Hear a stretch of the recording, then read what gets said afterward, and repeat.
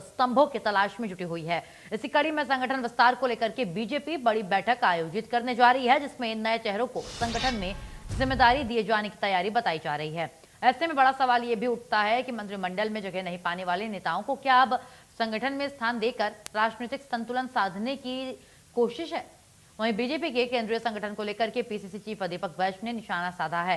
उन्होंने कहा है कि बीजेपी में भारी गुटबाजी चल रही है और अब शीर्ष नेतृत्व नाराज नेताओं को शांत करने के लिए पद बांट रहा है। वहीं दीपक बैज ने कहा कि देश में लगातार महंगाई बढ़ रही है, जनता परेशान है, लेकिन बीजेपी प्रधानमंत्री का ध्यान जनता के मुद्दों से ज्यादा अंदरूनी गुटबाजी को शांत करने पर है।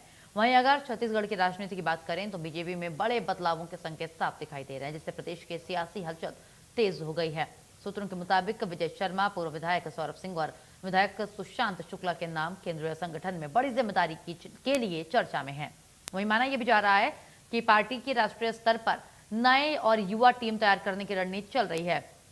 इधर सीएम विष्णुदेव साय और मंत्रिमंडल में बड़े फेरबदल और विस्तार की चर्चाएं भी जोर पकड़ रही हैं। सामाजिक और राजनीतिक संतुलन साधने की रणनीति पर काम किया जा रहा है। सूत्रों की माने तो महिला विधायकों को अधिक प्रतिनिधित्व देने पर जोर है।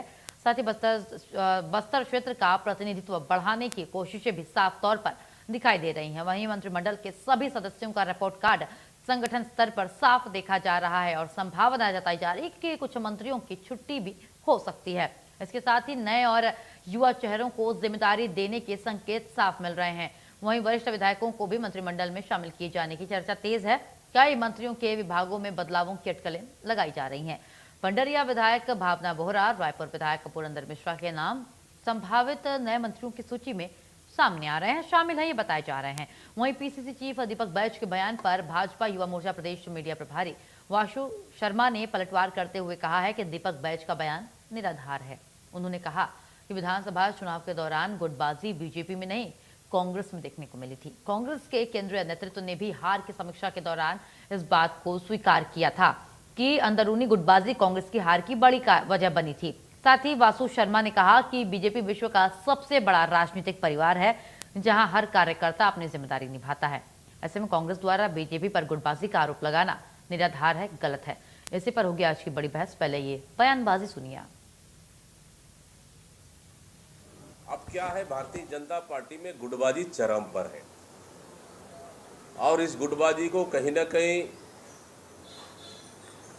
कैसे कंट्रोल किया जाए, वो इसके लिए मंथन कर रहे हैं, उसके लिए शिविर आयोजन कर रहे हैं। और नंबर 1 दूसरा कारण, अभी सुशासन त्योहार में पूरी तरह से आम जनता समस्याओं का अंबार लगा रही है सरकार के पास और कुछ काम हुआ नहीं है।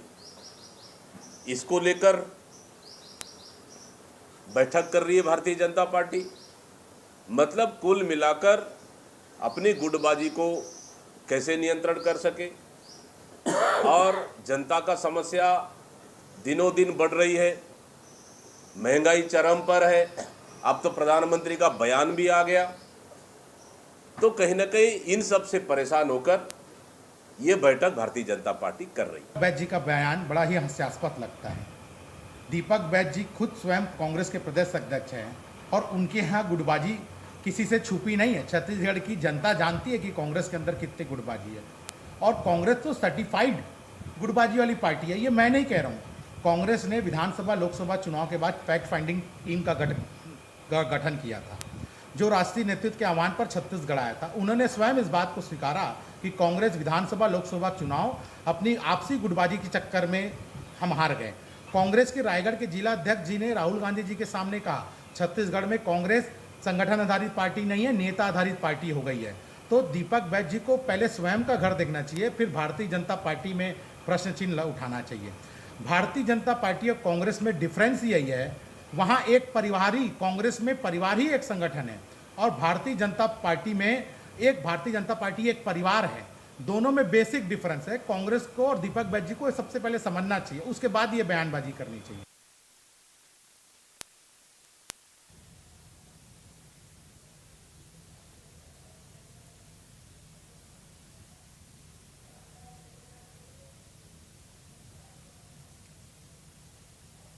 चलिए करते हैं चर्चा की शुरुआत। बड़ी बहस शुरू करते हैं। हमारे साथ गंधर्व पांडे बीजेपी प्रवक्ता और रवि ग्वालानी कांग्रेस प्रवक्ता हमारे साथ इस चर्चा में शामिल हो रहे हैं। बहुत स्वागत है आप दोनों का। चलिए चर्चा की शुरुआत करते हैं और सबसे पहले गंधर्व पांडे जी मैं आपका रुख करना चाहूंगी। तो ये जो चीज़ें सामने आ रही हैं कि नियुक्तियां की जा रही हैं, युवा चेहरों को मौका दिया जा रहा है, तो क्या आपको नहीं लगता कि बीजेपी ये विस्तार करके मौके दे करके जो नाराज नेता हैं उन्हें साधने की कोशिश कर रही है? गंधर्व जी।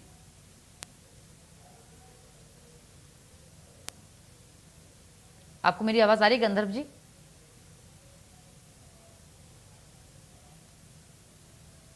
गंधर्व जी आप सुन पा रहे हैं मुझे? भाई आपसे पूछ रहे हैं।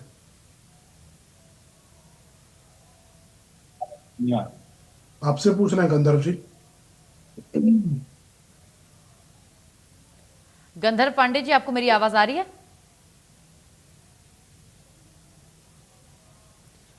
गंधर्व जी से हमारा संपर्क नहीं हो पा रहा है। अब मैं रवि ग्वालानी जी आपका रुख करना चाहूंगी। जी बिल्कुल, सवाल यही है कि क्या जो ये गुटबाजी निकल करके सामने आई, तो हर बार तो कांग्रेस घिरती थी, बीजेपी घिरती थी कांग्रेस को हर एक जगह पे क्योंकि आपकी गुटबाजी सामने आती थी। तो इस बार जो बीजेपी की गुटबाजी सामने आई है, नाराजगी इनके नेताओं के सामने आई है, तो क्या आपको लग रहा है कि ये कांग्रेस के पास एक अच्छा खासा मौका आ गया है बीजेपी को घेरने का?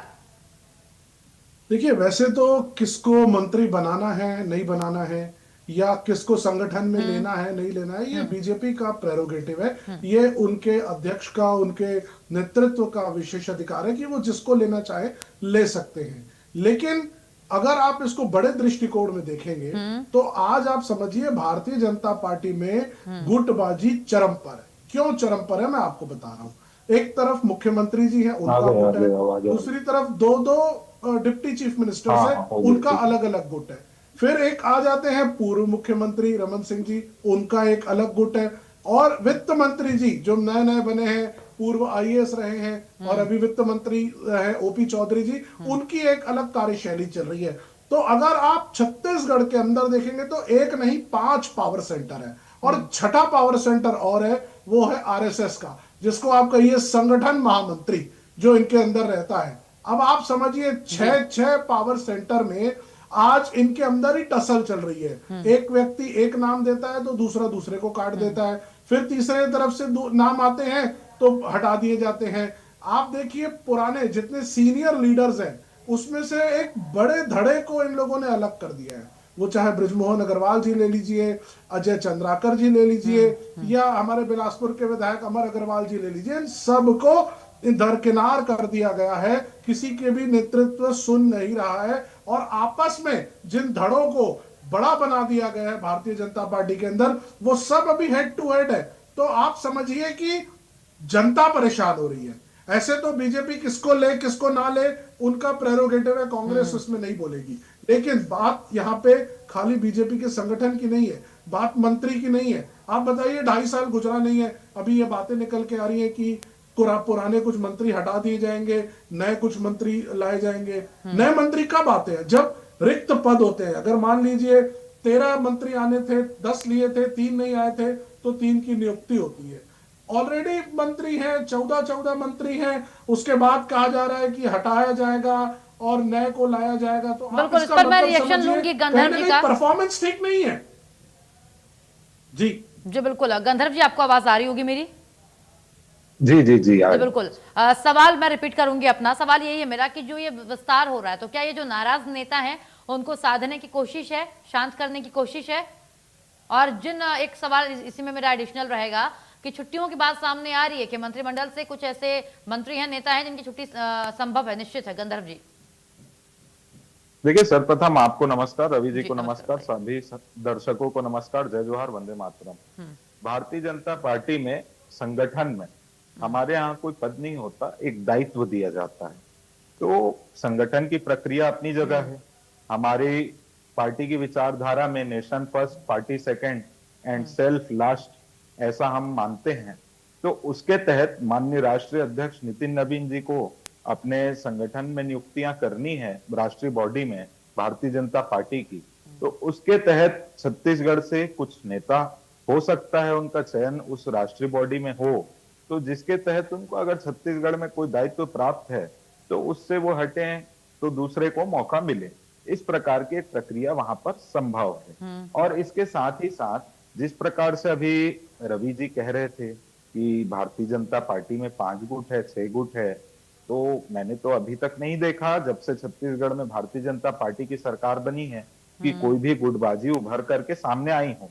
2023 में जब कांग्रेस की हार हुई तब इनकी हार की समीक्षा बैठक Congress working committee central body ने की और उसमें उन्होंने पाया कि गुटबाजी बहुत बड़ा कारण रही है। देखिए तो इनकी वो तो मान चुके हैं कि उनके यहाँ गुटबाजी है। देखिए कांग्रेस की और गुटबाजी दीपक समय समय पर सामने आती है, आपके यहाँ से ऐसी खबरें आती नहीं है आपकी गलियारे से, लेकिन जब ऐसी खबरें आती हैं तो वो चर्चा का विषय बन जाती हैं। तो पहले मध्य प्रदेश, वहां पर निगम को लेकर के बवाल चल रहा है, अशांति दिख रही है, और अभी छत्तीसगढ़। तो आपको नहीं लग रहा कि सच में असंतोष है गंधर्व जी, या आप सिर्फ डिनाई कर रहे हैं अपनी पार्टी का किसी पक्ष? प्रकार का कोई असंतोष नहीं है। हमारी पार्टी एकजुट है और हमारे यहाँ परंपरा है, हमारे यहाँ कोई परिवारवाद नहीं चलता। जैसा कि छत्तीसगढ़ में जब हमें शासन प्राप्त हुआ तो ज्यादातर देखा गया कि नए चेहरों को मौका दिया ताकि हम युवा पीढ़ी को आगे बढ़ा सके, युग परिवर्तन के साथ आगे बढ़ सके। ऐसा कोई स्थिति नहीं है। और इसके साथ ही साथ अगर कोई किसी बड़े दायित्व में जाता है और पद रिक्त होते हैं तो उनकी जगह कर सकते हैं। और कैबिनेट में शफलिंग माननीय मुख्यमंत्री जी का विशेष अधिकार है। चाहे आप गुजरात की बात कर लीजिए, विभिन्न राज्यों की बात कर लीजिए, अगर माननीय मुख्यमंत्री जी को लगता है कि बाकी विधायकों को भी अवसर प्रदान किया जाना चाहिए तो वो उनका विशेष अधिकार है। इसमें कांग्रेस पार्टी के आपत्ति करने या ना करने से कुछ नहीं होता। माननीय मुख्यमंत्री जी का निर्णय उसमें सर्वोपरि होगा। ठीक है, ठीक है, निर्णय सर्वोपरि होगा, क्योंकि ठीक है वो करना ना करना विस्तार वो आपके हाथ में, आपके मंत्री के हाथ पे, कि वो कर रहे हैं। रवि गवालानी जी, मैं आपके पास आना चाहूंगी। क्या जो आंकड़ों की जिक्र आप कर रहे थे कि जगह होती है तभी नियुक्तियां होती हैं, तो क्या आपको लगता है कि पद और सत्ता का संतुलन किया जा रहा है बीजेपी की ओर से छत्तीसगढ़ में? अब पद और सत्ता का संतुलन नहीं किया जा रहा है। इनके यहाँ संगठन की बात करिए या सरकार की बात करिए, कुछ भी ठीक नहीं है। आप मुझे बताइए, 15 साल रमन सिंह जी चीफ मिनिस्टर रहे, क्या कभी 2-2.5 साल के बाद इस तरीके से बात आई थी कि मंत्रियों को बदला जाएगा और नए मंत्री लेकिन देखिए अगर परफॉर्मेंस के आधार पे रवि जी ये कुछ कर रहे हैं, निर्णय ले रहे हैं, तो दिक्कत एग्जैक्टली आपने मेरे पॉइंट को लिया है तुलसी जी। इसका मतलब साफ है ना कि परफॉर्मेंस वीक है। इसका मतलब साफ है कि जनता ने जिस जनादेश को दिया, जनता ने जो वादे किए, जनता से जो भारतीय जनता पार्टी ने वादे किए, मुख्यमंत्री जी जो सरकार चला रहे हैं। 2 मिनट गंधर्व भाई आप बोलिएगा। तो आप इसका मतलब साफ है ना कि वो मंत्री खरे नहीं उतर पा रहे हैं। कहीं ना कहीं मुख्यमंत्री जी को या इनके शीर्ष नेतृत्व को ये सोचना पड़ रहा है कि हमें मंत्री बदलने चाहिए। अगर परफॉर्मेंस सही होता, अगर जनता के मापदंड पर सही उतरे रहते, तो आप मुझे बताइए ये चर्चा ही नहीं होती कि मंत्री बदलने हैं, सिर्फ संगठन की बात होती। अगर मंत्रियों को बदलने की भी बात हो रही है, इसका मतलब भारतीय जनता पार्टी की सरकार, विष्णुदेव साय जी की सरकार में सब कुछ ठीक नहीं है। ठीक है गंधर्व जी बोलिए। देखिए, प्रभु की एक कहावत है, उसको मैं बोलता हूँ, प्रभु मूरत देखी दिन जैसी, जाकी रही भावना जैसी। तो जिसकी जैसी भावना रहती है उसको सब चीजों में वैसा ही नजर आता है। मैंने पहले ही कहा कि हमारे संगठन में जो दायित्व है उसके तहत अगर कुछ होता है तो वो होगा। और कैबिनेट में अगर शफलिंग माननीय मुख्यमंत्री जी को करना है तो उनका वो अपना विशेष अधिकार है। और इसके साथ ही साथ कांग्रेस के मित्रों को क्या आपत्ति है? भाई हम तो ज्यादा विधायकों को अवसर प्रदान कर रहे हैं और परफॉर्मेंस तो हम तो पहले साल से देख रहे हैं। हमारा परफॉर्मेंस एनालिसिस पहले साल से चल रहा है। तो फिर छुट्टियां किस आधार पे करने की खबर सामने आ रही है गंधर्व जी? जो खबर सामने आ रही है कि छुट्टी कर दी जाएगी मंत्रियों की, तो उसका आधार क्या है? क्यों छुट्टी कर रहे फिर आप मंत्रिमंडल से? देखिए, ऐसी खबरें आना और ऐसा हो जाना दोनों में बहुत बड़ा फर्क है। इस प्रकार की चीजें तुरंत होना, खबर की अभी तक उसमें कोई वास्तविक जांच उसमें है ही नहीं, वास्तविकता उसकी से कुछ लेना देना ही नहीं है। और इसके साथ ही साथ हमारे संगठन का विस्तार हो रहा है और कांग्रेस के घर खुद मतलब शीशे के बने हैं, जहां पर दीपक बैच का अलग गुट है, भूपेश बघेल का अलग गुट है। अभी टी.एस. सिंहदेव जी ने कह दिया मुझे प्रदेश अध्यक्ष बनना। अमरजीत भगत जी शायरी कह रहे थे, कौन मेहरबान तो कौन पहलवान, तो कोई भी प्रदेश अध्यक्ष बन सकता है।